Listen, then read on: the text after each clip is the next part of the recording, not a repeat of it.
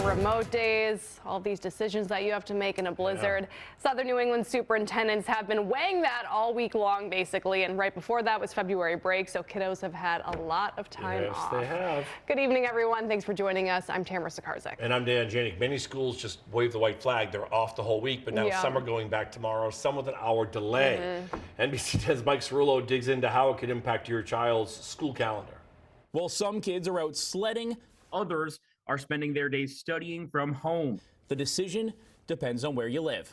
I actually love the blizzard, and because it was my birthday. Call it a birthday miracle for 9-year-old Benson Gloria. No school in Seekonk so far all week long. Been trying every day to keep them occupied. Like a lot of parents, his dad, Sonny, enjoys the company, but he's also looking forward to sending his boys back to class. We're shooting for one day of school at least tomorrow. Massachusetts doesn't allow for remote learning, but with snow piles keeping streets narrow, Dayton Rehoboth Superintendent Bill Rooney is calling off class again tomorrow. I know that on the heels of February vacation, having to keep your kids home for now 5 days in a row is very difficult. The missed days could be tacked on in this summer, but to keep the school year from running too long, Rooney hopes the state steps in. I'm hopeful that the commissioner and the Board of Education will realize that Friday, June the 26th, should be the cutoff date. In Rhode Island, remote learning is allowed. We had sent home their laptops and the Chromebooks. Providence Superintendent Dr. Javier Montañez says the district prepared in advance for the possibility of remote learning days.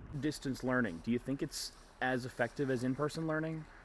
Well, I always say the best place for our students, even on snow days, is in the school building, in person. But to keep families safe and to avoid tacking on too many days to the end of the school year, he says the best option was to go virtual this week from Wednesday to Friday while the district digs out. As for full snow days on Monday and Tuesday, Montañez says the district is working through the process to get them waived. If not, they'll need to be made up later. Mike Cerullo, NBC 10 News.